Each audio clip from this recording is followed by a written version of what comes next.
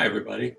I'm Bob Loversidge, architect with Schooley, Caldwell, a resident of Bexley, and I'm stuck here at home just like all of you, and I'm probably going to be struggling with my technology, but I thought this would be a good time to give you a little bit of an update about what's happening at Jeffrey Mansion.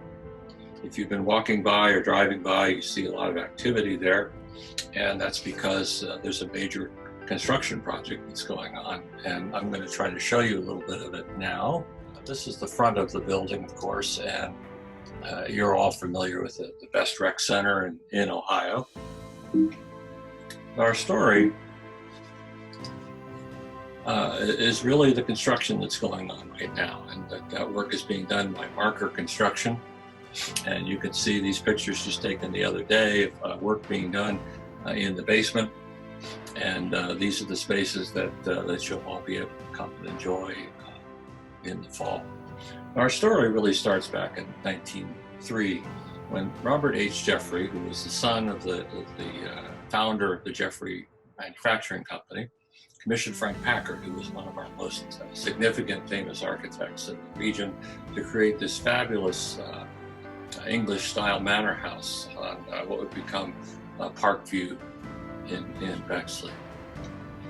And the family, of course, lived in the house for many years. There were several additions built, including the entry, the main entry that you're familiar with, that was put in 1922 and completed just in time for a visit by the President of the United States, Warren G. Harding, who was the president of Mr. Jeffrey, or a friend of Mr. Jeffrey's, and they still talk about that to this day.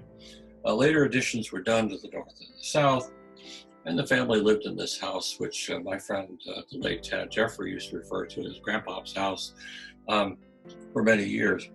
After Mrs. Jeffrey died, and after the Great Depression and other things happened, Mr. Jeffrey decided it would be a good idea to donate this house to the new city of Bexley. That donation was made along with a fabulous 34-acre estate, which is a virtual arboretum due to Mr. Jeffrey's interest in plant materials and his travels around the world. The park was given, or the property was given to the city with the idea that it would be used for parks and playgrounds and athletics and recreational and educational facilities, and therefore this great rec center that we all enjoy was born. So over the years, of course, the house got a lot of hard use. An addition was built on the meadow side, but the building had undergone quite a bit of kind of neglected, deferred maintenance, I guess I'd call it. In 2008, the city engaged a consultant team to do a master plan for the park and for, of course, for the mansion. And that master plan revealed a lot of things, the need for a lot of work. Particularly the outside of the building, which was leaking and deteriorating at a fairly rapid rate. And that master plan resulted in a number of projects, complete restoration of the exterior of the building, some upgraded systems on the inside, better restrooms, better accessibility, some office space, and expanded preschool area particularly. This was done with support from the Community Foundation, which kind of came out of that time frame. Cultural arts funding from the state of Ohio, of course, city funding. So now the mansion was put into reasonably good physical shape, and so we started to use it and use it and use it. The preschool expanded exponentially. Recreation parks programming has expanded exponentially.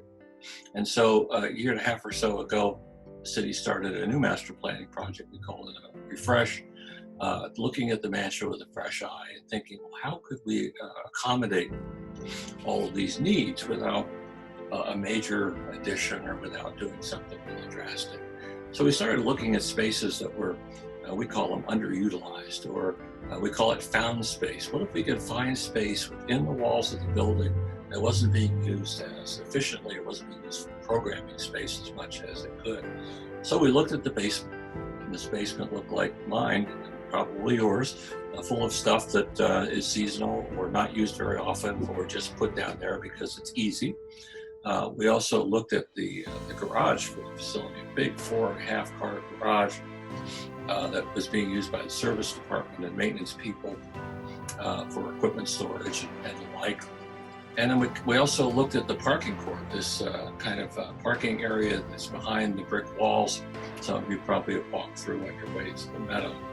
These are 3 big spaces that are really not being used for programming, and we thought maybe they could be. And so the plan that we're currently engaged in, this is a floor plan of the ground floor, the basement. Underneath the house, there's where that big storage area was, there'll be a multi-purpose room with accessible restrooms. We're able to create a couple of classrooms, a dance studio and a multi-purpose classroom. Found a place to put an elevator. We found one area where all of the floors could align and we could get an elevator, make the building fully accessible to people with disabilities and those of us that are getting older. And then the garage and the carriage horse enclosed as program spaces, supported by a movable wall or garage doors that could separate into 2 spaces, supported by a refreshment stand and a servery for catering. So this space could be used for all kinds of different events. So here's our rendering of what the exterior will look like, the parking lot being redone, a promenade being built along the side of the carriage court to take people down to the meadow. You can see the glass roof that'll be over the carriage court and give that space a great deal of character, and it can be used for lots of different sorts of things. Again, this is that garage space with all the equipment and things that will be relocated to other city facilities, and a view of what that might be used, might look like being used as a classroom. These spaces can be used for just about anything. They've got high ceilings, they've got natural light. This again is the carriage court and a view of what that might look like. It looks like Mayor Ben making a speech from the podium, but you could imagine a wedding reception, you could imagine large recreation classes, you could imagine a rainy day when the kids have to come in from summer camp. All kinds of different sorts of events we imagine being held here. And on the meadow side, there'll be an enclosed kind of patio space that can be used in conjunction with the indoor space for certain kinds of events, or thrown open to let people go through it to get to the meadow, as we always have.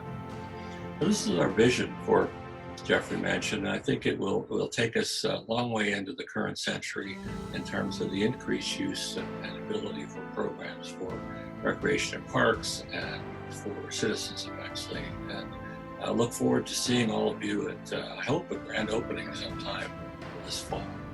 So this is Bob Loversidge, Schooley Caldwell Associates are the architects for this project, and the City of Bexley, Marker Construction, the Bexley Community Foundation, the state cultural facilities funding, and the City of Bexley are all a big part of this. So look forward to seeing you all then.